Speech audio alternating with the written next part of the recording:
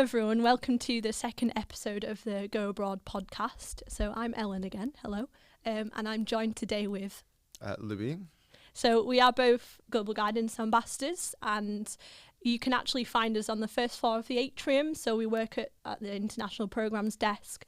Whether you're an outbound student going to study abroad or you're an exchange student who's just arrived in Manchester, you can come and talk to us at the desk and we can try and help you with any General sort of queries or questions you might have about the going abroad, I guess, or being in Manchester. But yeah, we'll be absolutely very happy to help you with that. And we work from 10 till 4, so you can come pretty much any time of the day to come and talk to us. So in today's episode, we're going to be focusing on pre-departure sessions. So these are different sessions, both on Zoom and in person, for students who will be going abroad around next September time, or if they've got a semester abroad, it might be semester 2 of next year, so in 2026. Yes, so would you like, just before we talk about those, just introduce where you went and what you did while you were studying abroad? Yeah, of course. So as I mentioned, I'm Louis. I studied abroad in Budapest in Hungary, which is very nice, very centre of Europe, many travel connections, very lovely. In terms of what I did, I was there for a year. I studied law. Just a bit of everything really, going to the countryside, going to the country, different countries. Yeah, that's really nice, isn't it? Like doing travelling while you get there. Yeah, That's one of the best the parts flights are ever, so isn't it? cheap Yeah. as well. It's brilliant. You don't realise it, how much money you pay from the UK, but because you're so central, you get in the trains, transport's really good, meeting new friends, all the sort of events in the city. But it was a lovely time. Awesome. And I don't know, maybe some top tips you have. What your pre-departure? What did you do before you went there? And what were some key things that maybe you definitely did do, or that you didn't do and wish you did do before you went? Visas, definitely. Being clued up on visas, because when you're there, it's the most stressful thing in the world. Yeah. I mean, what did you go to any of the pre-departure sessions before you went abroad? Yeah. The accommodation one, but that was quite specific to universities. Because some of the unis do it quite easily, where you have uni buildings and then they'll assign you a place, but some of them are private rental, which is what I did. Yeah. Usually they'll be able to recommend you lots of different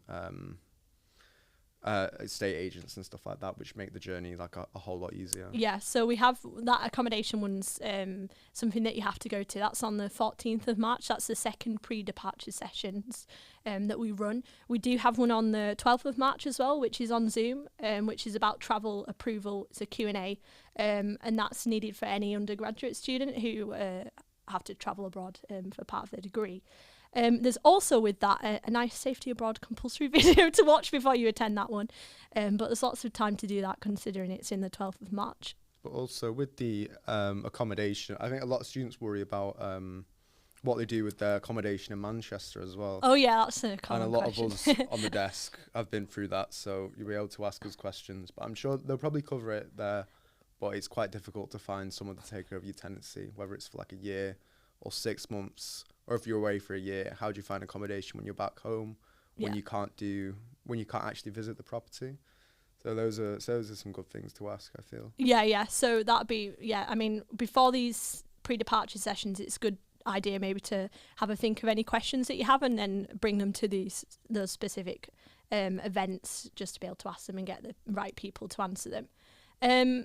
So you can find out more about the pre-departure sessions on the Go Abroad website. So if you go to the Go Abroad website and then you select Preparing to Go, there's a section just about the pre-departure sessions, so you can pop them in your calendar.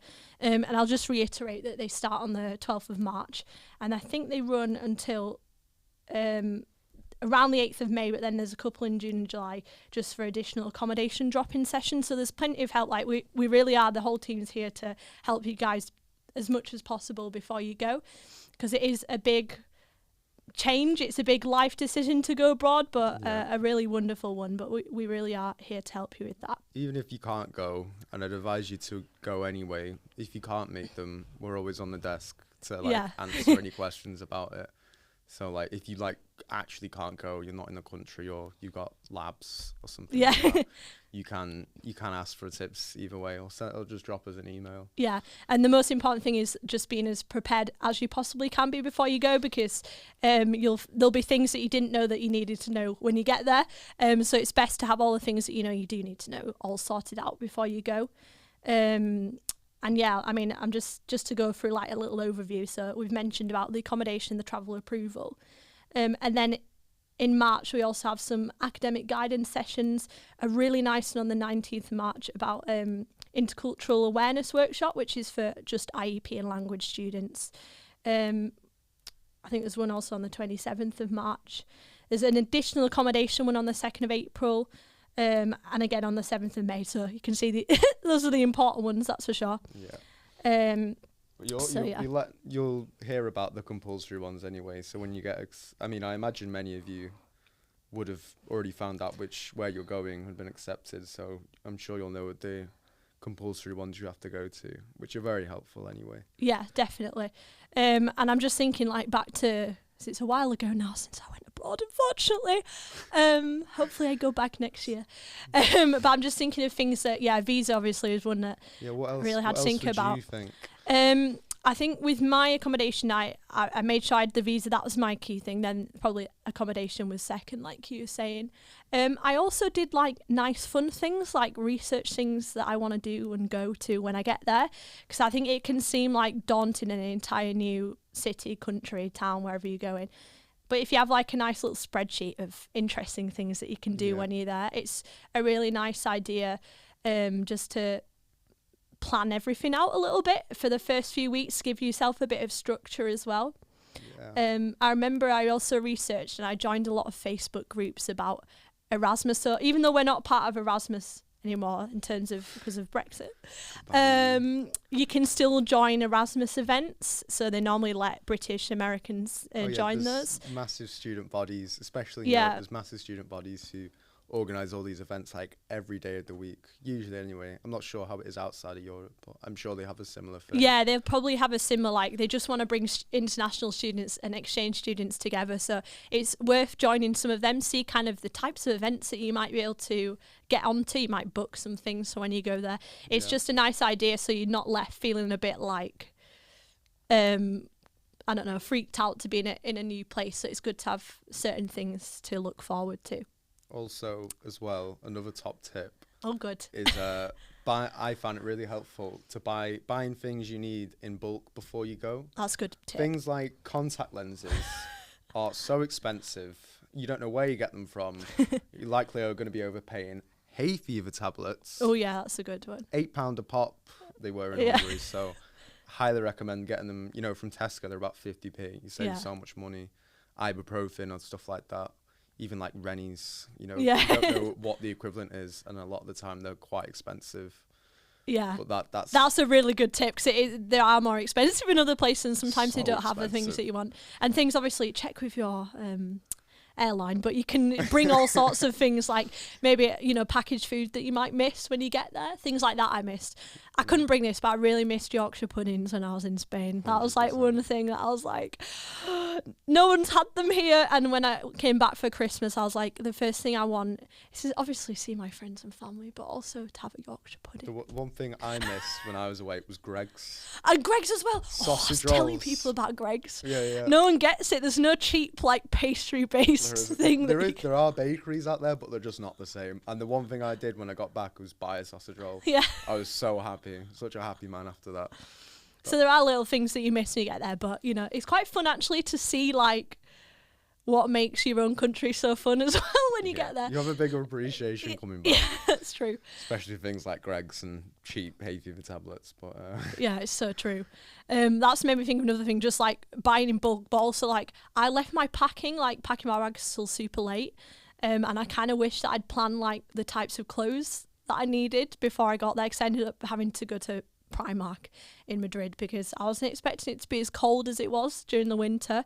So definitely research the climate of the place that you go in and see like how many layers you want to pack.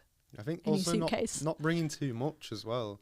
when I went, I met people who had like 3 big 20 kg suitcases. Yeah. I brought one 20 kg suitcase, and I didn't fill it up because the amount of stuff you buy over there is unreal. And then by the time you have to leave, you're like, I've got all this stuff and I can't bring it all back.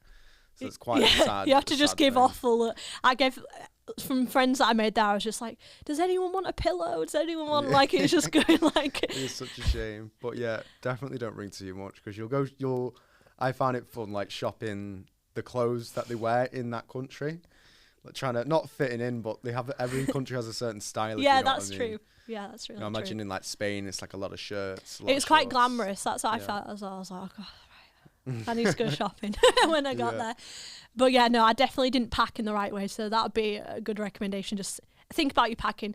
Pack the right stuff, like say, don't overpack, I guess. There's tutorials on YouTube. A great skill I've learned for traveling now is learning how to like army fold clothes. Took me about 5 minutes to learn it, but they're like, you roll t-shirts up and it takes up so little space, but where people just, smash everything in a case, there's not enough room left. But you roll it up, everything stays like neat and it's not creased. So yeah, so the benefits going abroad are endless. You can learn how to army fold. Yeah, that's a new one. I do it when you go on holiday now.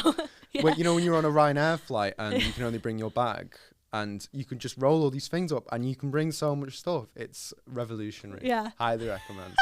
Top tip. Yeah, no, that's a really good tip. So yeah, packing, accommodation, visas. Yeah, seeing if they've got events going on for other students. It's a good idea just to... I mean, I already followed some people on Instagram like who were going to also be in Madrid at the same time as me. So I wanted to meet new people that were in a similar position, that were getting ready to go, and I'd already spoken to them. It felt nice. It felt like you weren't... Especially if you go into a country where no one else from this uni is going and you don't actually know anyone who's going to be there. It's nice just to maybe have made some internet friends who are also going to be there that you can meet. Yeah, so imagine you have your bag packed, so you have your visa in hand.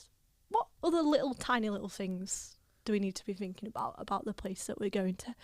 I think a good one, and sometimes a surprising one, at least it was for me in Spain, was their timetable and holiday seasons. So it can be actually quite different the place you go. Like in Spain, they had a lot more holidays. So I actually had a lot of opportunities to travel around Europe and also come home if I wanted to. So they had a longer time off over Christmas. They had a lot more like, well, they called them puentes, but it was like a long bank holiday. So it's worth researching that, and also sometimes you can book flights in advance. They encourage it as well, a lot of these universities, because they know you're international students, so they sort of plan it around you in the sense that you do still have time to go explore or go do stuff. Like I had 2 months off over Christmas. Yeah. And then that's good. Yeah, it's great. And then what you're supposed to do for 2 months, and I was like, I have nothing to do at home, so I went back early, and then I went traveling around all the Balkans and stuff like that, even on your own or with friends. Even it's in the winter, there's some really cool places. Planning that out, and then obviously when you find the term dates out, it's a lot cheaper to book flights in advance. Yeah, so it's a good thing like to just keep a kind of calendar, diary, whatever, plan what you want to do, what you want to see, but also when you can go to and from and travel a bit while you're there, just make the most of the time. Yeah, especially Australian students, New Zealand students, their term times are like... They're quite different. They're backwards, sort of thing. But they get like 2 months off for summer, so it's like, how are you going to spend your summer sort of thing? Yeah, so that is something to look into as well. I guess like those kind of when holidays are linked a bit into culture as well, and we do have a pre-departure session on intercultural awareness, and that can be something that you can obviously you live and breathe the culture, so you only really understand it when you get there, but there's things that you can do before you go, like researching, watching YouTube videos. I watched a lot of YouTube videos about people already living in Madrid, so I got a feel of what people were like and the layout of the city just from that. It can be a good idea to research a bit about the different cultures about where you're going, to be a bit, I guess, street smart in some ways as well. It's a fun way to document it as well, because I was a global ambassador while I was abroad, so it's just what it entails. You can apply for it before you go abroad, but you're blogging for the university account, You submitting your photos to post, and you can write blogs to help other students, which is very fun. And it's a good record to say, like, to keep up to date with yourself of what you've been doing, you know, throughout the year. I think it's a pretty fun thing to do as well. So that's like just as an addition thing. So do you apply for that, the Global Ambassador, something that you apply for while you're there, or is that something that you apply for before? I believe it's beforehand, okay. I think. But it's really fun. You get a certificate if you complete it at the end, which is linked to your degree, like an achievement sort of thing, to show that you've participated with the university. And that's quite good for, you know, employment and all that sort of fun stuff. So that'd be like talking about like the experiences, like the cultural experiences that you've had while you're out there. Yeah. Submit it to a blog, I think a lot of the global ambassadors as well. This is confusing, by the way, because we are global guidance ambassadors, but there are global ambassadors not as very well. Well named, I don't think. So just to clarify what we're talking about there, like the global ambassadors, this is something that anyone can be.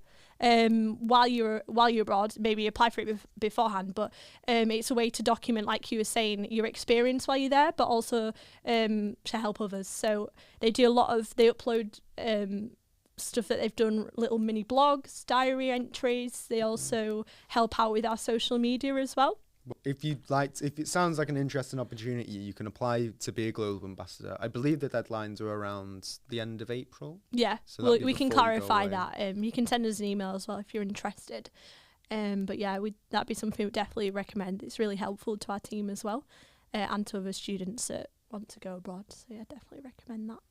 And it's also a good idea to sign up for the FCDO travel alerts as well. So these are alerts that can come to your phone just about if there's any major incidences, I think, in the country that you're travelling to. They're government. It's the government website, which is continuously updated, but very well. It's very good to know about, like, if there's any protests and stuff. Yeah.